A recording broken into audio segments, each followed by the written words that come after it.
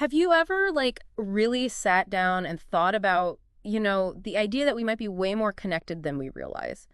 Like, not just in some metaphorical way, but, like, on a deeper, like, energetic level? Right. That's kind of what we're diving into today, the Yeah. entheological paradigm. Okay. This is from Dr. Martin Ball. Mm-hmm. And this isn't like your typical self-help stuff, Yeah. Dr. Ball's work.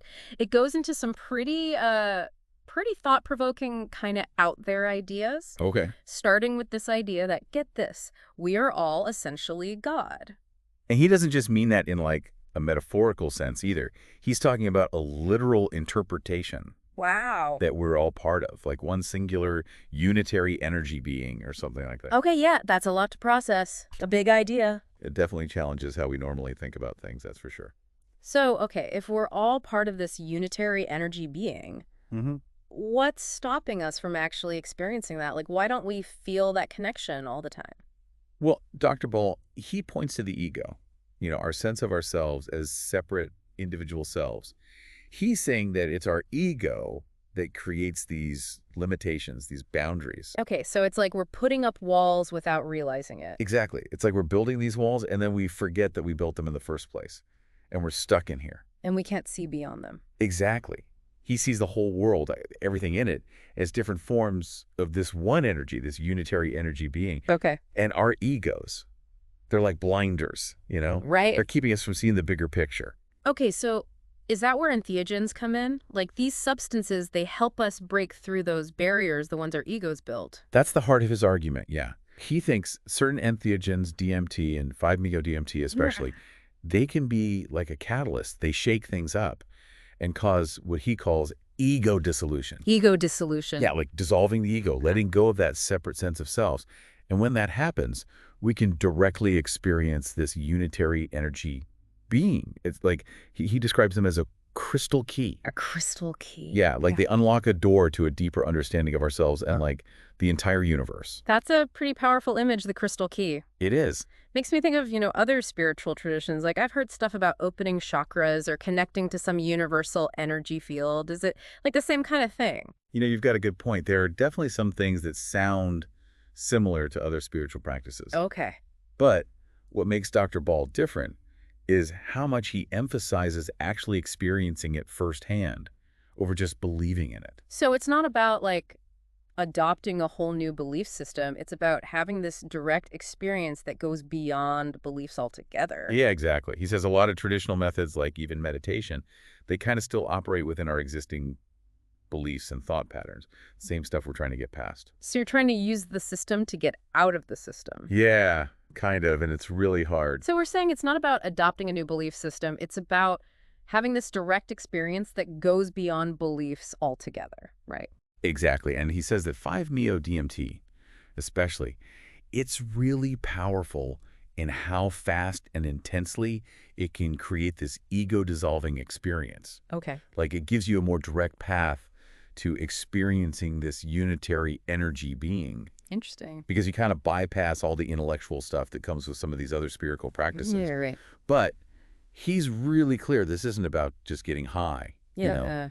He emphasizes being intentional, having a structure, and being guided through it properly. This isn't something you just, like, try out on a whim on a Tuesday afternoon? Exactly. This is serious inner work. So what does that look like? What's the work? If you're using entheogens, what's the process like? Well, he talks a lot about surrender, like really surrendering to whatever comes up during the experience. Surrender to it. Yeah, whatever comes up, emotions, visions, physical stuff, you just have to accept it, don't fight it. Don't resist. Right, and he talks about physical posture, too. Really? Yeah, like having an open posture, being receptive physically, it can help energy flow better, and it's easier to let go of those ego defenses. Oh, interesting. So there's a physical component to it, too. It's not all just mental or spiritual. Not at all. And it can be really emotional. You might have this intense release. Intense. Yeah.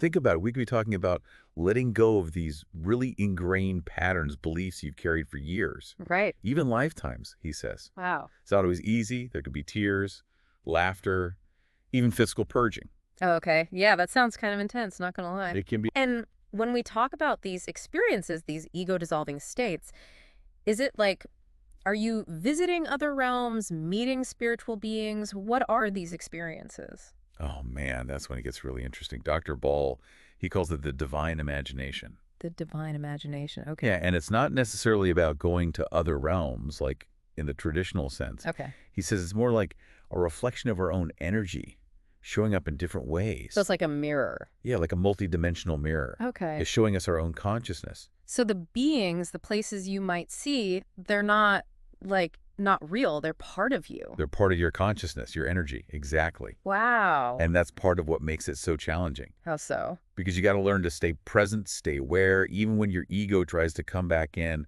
and explain it all away. It wants to jump back in the driver's seat. All the time. You're learning to watch your own mind, your own patterns, without getting pulled back in. Like recognizing the puppeteer, but not letting it control the show anymore. Exactly. You got it. Okay, so if we buy into this, if we're all part of this unitary energy being, how does that actually change things for us? Day to day, what's different? That's where the rubber meets the road, right? Yeah. Dr. Ball believes that realizing this interconnectedness, it can be incredibly liberating. Liberating, we hear that word a lot, but what does it mean here? So we've been talking about how we can awaken to this reality of interconnectedness, this idea that we are all expressions of this unitary energy being. Is it just through entheogens, or are there other paths? Oh, yeah, that's a big question. People want to know that. It's not just about the entheogens. Dr. Ball says they can be, powerful, they can kickstart things, but they're not the only way. Okay. Some people, it might be meditation or prayer or just like being out in nature, Right, right. For someone else, it could be art or helping others or even just like being real in their relationships, being authentic. So it's more about finding what works for you, what helps you feel that connection, that deeper understanding of being part of something bigger. Exactly. The important thing, no matter what it is that you're doing it on purpose. Okay. Like you really want to connect with that deeper part of yourself, that unitary energy being that Dr. Ball is talking about. You got to be curious, open to new ideas, and like ready to question what you think you know about yourself, about the world. So you're kind of becoming like an active participant in your own awakening, your own evolution. Yeah, that's it. But when we start saying we're all God, we're all connected, it makes you think about the world differently. Like, what does that mean for how we treat each other? Morality, ethics, even our justice system, Now you're getting to the heart of it.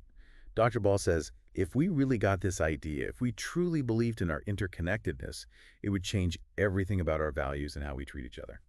So instead of me versus you, it's more like we're all in this together. Hurting someone else is hurting yourself. Exactly. Imagine if we really believed that we're all part of this unitary energy being. Yeah. What would happen to our justice system?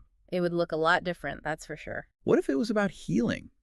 Helping people understand why they did something harmful and heal from it, instead of just locking them up. Yeah, that's not really how it works now. Seems like it's more about punishment than actually fixing anything.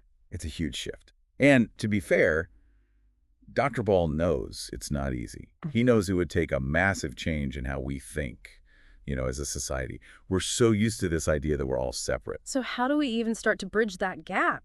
Changing the whole system, it feels impossible. It starts with us. Each one of us, we got to live these ideas, show up with more compassion and understanding. So like in our own lives right now. Yeah. Question our own judgments. How can we make the world a little more fair, more just, starting with ourselves? Like those little acts of kindness, those can make a difference, right? Totally. It might not change everything overnight, but Dr. Ball, he reminds us, even thinking about this stuff, being open to the possibility that we're all connected, it can change us. And that can change the world around us. It's about remembering we're not just like cogs in a machine just trying to get by. We're not alone. Well, as Dr. Ball says, we're God in a body having this human experience. And if that's true, then there's so much potential for healing, for change, for making the world a better place. That's beautifully said. We all have a part to play in how this all unfolds. Big thanks to you. This has been amazing. And to everyone listening, don't stop here. Keep thinking about these ideas. What speaks to you? What doesn't make sense? This is a journey, and it's different for everyone. Until next time, keep diving deep.